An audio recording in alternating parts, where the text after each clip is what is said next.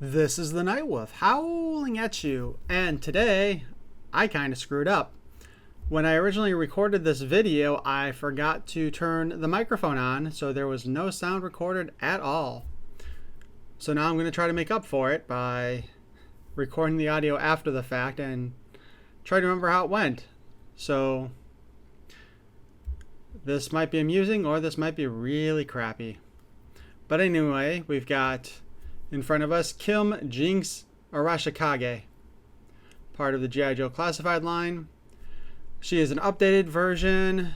I am actually looking forward to when they do a retro cardback version of her, because I honestly prefer the look of the original one better. Although it would be kind of cool though to still give her a secondary head.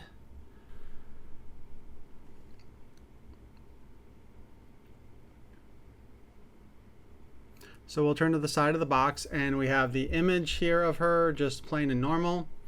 I actually don't care for this artwork that much. I prefer the version that came on the file card in the back of the original 80s one.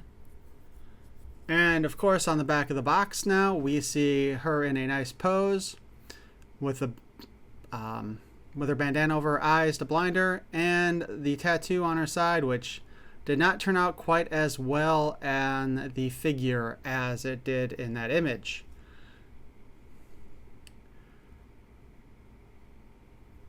Of course, you can't really see that there, but let's go ahead and open this sucker up right now.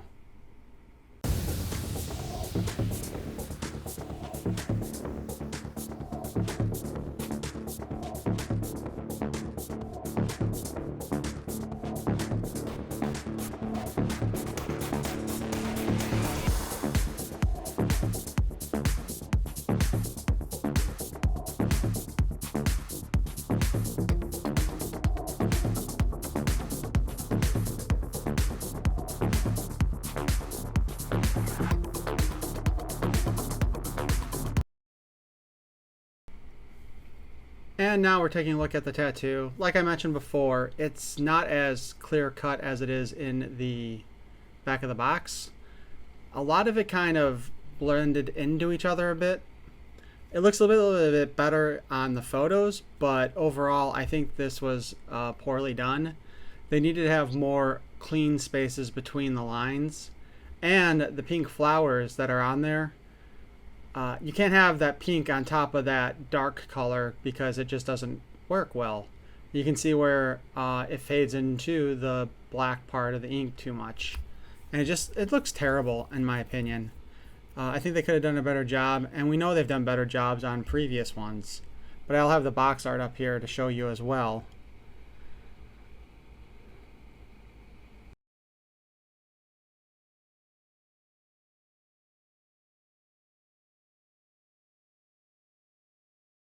We'll go ahead and we'll bring out Rock and Roll to show off his tattoos a bit. Those were better done than the ones on Jinx because there were more thicker lines between them. Or thinner lines between them. More white space between them, I guess you could say.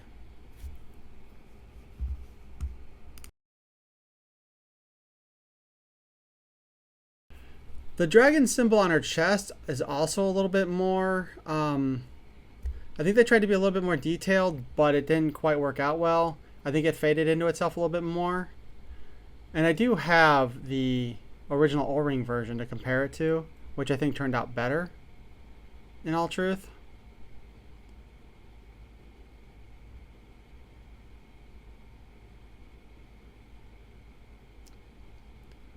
But now we're going over the articulation. You know, we have the general chicken neck thing that I like to call it. However, there's not as much giveaway on the bottom part of her neck as normal. And I ended up turning the neck a little too much and kind of messed it up there, because I was playing with her choker a little bit, which is a separate piece. Unfortunately, trying to fix that neck was a pain in the butt, because it just, once it got cockeyed, it was hard to get it back in place. You know, I had to take the head off in order to do it. And then, of course, trying to position the choker again so it's in the front.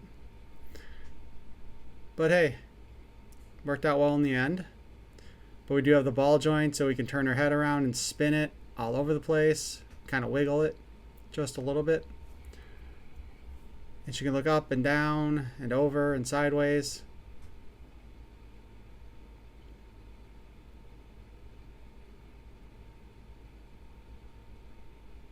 The face sculpt looks pretty good on her. This is the one without the head, or the mask, I should say. And it's based on the G.I. Joe cartoon from the 80s.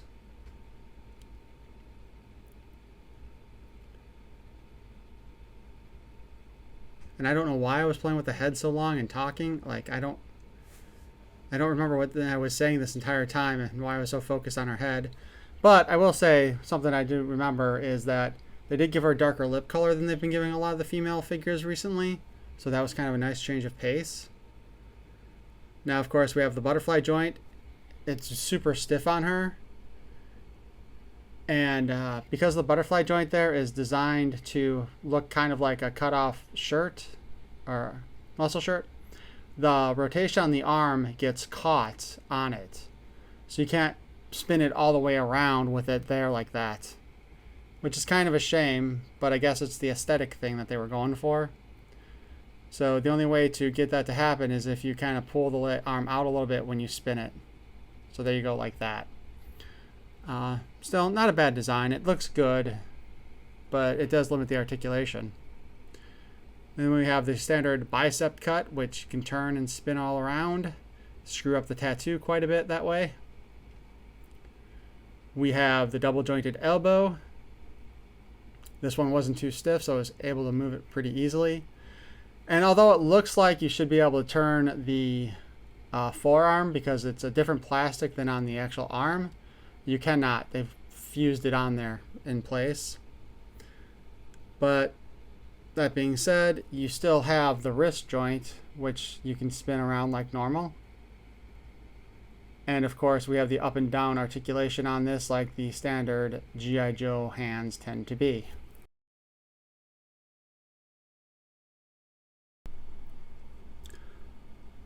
Of course, up next we now have the boob cut, where we can spin her all around on a ball joint. Pretty standard on the female figures, nothing special there. She also has a skirt piece kind of at her waist to do the bottom of the shirt. It is not attached to the diaper. And of course, that still allows us to have the waist joint where we can spin it around and get her in some weird looking positions. And although she has like the drop down hips, on this figure they barely move, and I don't know if that's with all of the Jinx figures or just this one. But yeah, that drop down hip just barely moves at all. We do still have the thigh cut, which is nice. It'll spin at a 360 and is the one cut that McFarlane Toys still hasn't added. We've got the double jointed knee, although that knee is pretty stiff, but not too horrible.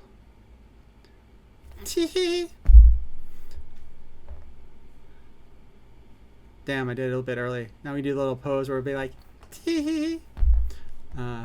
adoring female thing. We have the spin at the ankle, and of course the hinge as well. So that's cool. The thing is, when you look at this figure, the leg looks weird. Like, it doesn't sit right. It kind of looks like, almost reminds me of like a four-legged animal's leg, where the leg just doesn't look like it's even with the rest, you know? And I've never noticed that on any other figure but this one. And I don't know if it's got something to do with the way the knee joint's made, or maybe it's the way the boots are made. But it just goes a little too far back here, and I don't quite understand how that happened or why it happened. But when she's straight-legged, it still looks like it's too far back.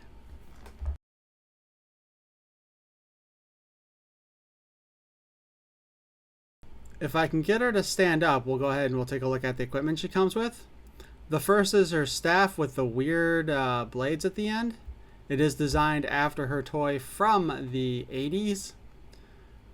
And it's a really nice update. I think it looks cool. The handle wraps are darker and a little bit thicker to help hold them. We also get a sword and a sheath. In this case, I think that might be the same sword that came with Quick Kick, although not the same sheath.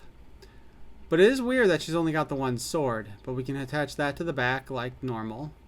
But her original toy, she had two swords, and they were kind of thinner and smaller. Now we can switch out her fists with the grabbing hands so she can actually hold stuff. I'm not sure why they packed her with the fists in the first place, to be perfectly honest. I kind of think that a lot of people don't use the fist, but I don't know for sure. So now we bring out her masked head. Looks pretty good.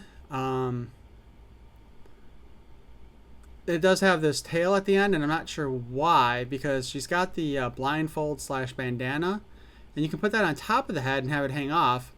But when you do that with this head, it looks like she's got two sets of tails on her, and it just looks kind of goofy. But let's go ahead and swap out the heads here so we can see how it looks.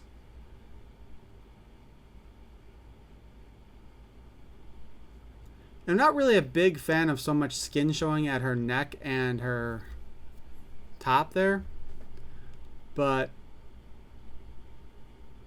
that's the way they designed this figure. And actually they did that with the previous 4-inch Jinx that was a San Diego Comic-Con exclusive, which really pissed me off and actually stopped me from buying the any more of the 4-inch figures at the time. Well, aside from when they went on clearance at Ollie's for that tank. But that's the bandana there that you can use to cover her eyes or put it around her head. So it looks like just a traditional ninja bandana. Which I like the look of that. But again, it just seems kind of awkward with the two sets of tails down at the bottom. So I don't think they should have given us that red tail on the back. That's just kind of added nonsense. And then we'll go ahead and we'll slide down to cover her eyes, because she is a blind fighter. If you watch G.I. Joe the movie, she's a terrible fighter when she can see. But when she closes her eyes or cover them, she can kick some ass. And of course, since we've got the grabbing hands in there now, we can have her hold on to her weapon. Because, you know, we want her to have her weapons in place.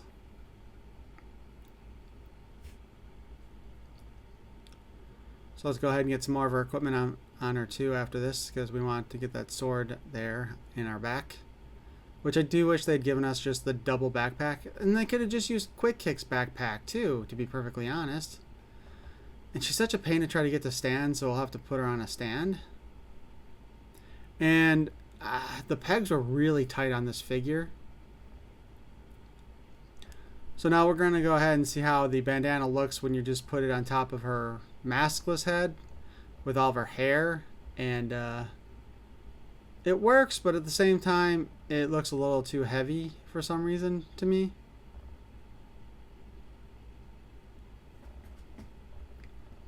But we can go ahead and slide it down so you can cover her eyes, which is how it's supposed to be.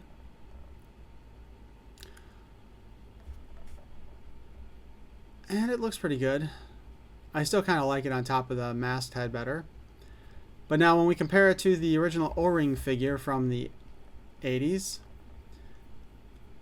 you notice that her mask from the 80s has a little more detail and there's more of it on there. It's not quite as tight form-fitting to her head as it was.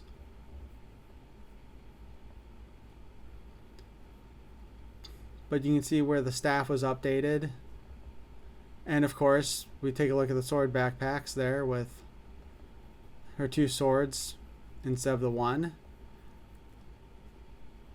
And yeah, you can see the little floppy bit of her top of her mask on that original toy too. I really like the design of the original toy a little bit better than the classified update.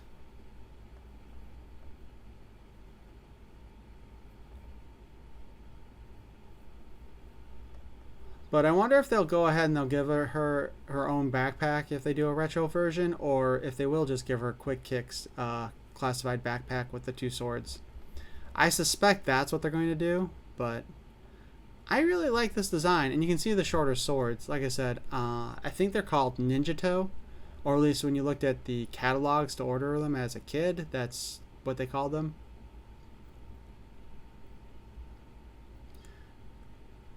Aside from that, I have no idea why I was bouncing those figures around a little bit there, but... And this was with her, because this version of Jinx I got in a lot, or I should say, I got by herself, and she came with these nunchuck things, or it's a 3-part staff is what it is, and I can't remember what it's called. But that actually isn't one of her weapons. but I think they came with like the third version of Snake Eyes that they made, or maybe the fourth. They made a lot of Snake Eyes in the original O-Ring line.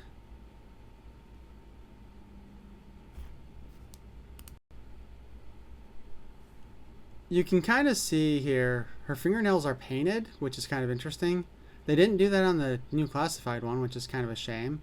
And I think she might have been the only figure with painted fingernails in the original G.I. Joe line.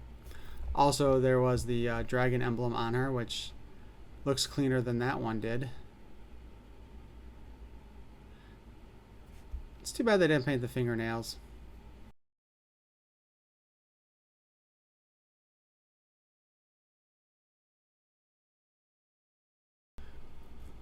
As we go ahead and we'll swap out the heads here again so you can see the original, or the unmasked head, I should say, not the original.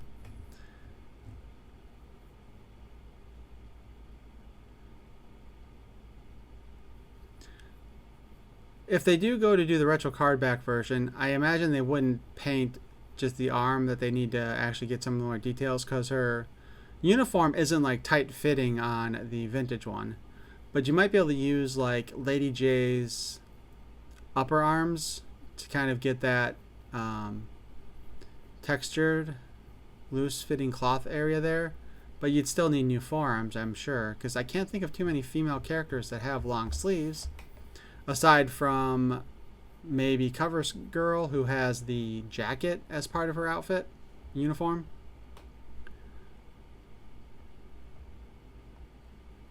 But again, you know, looking at the tattoo, I think that they went for a little too small detailed and should have left some more open spaces on there to make it look better.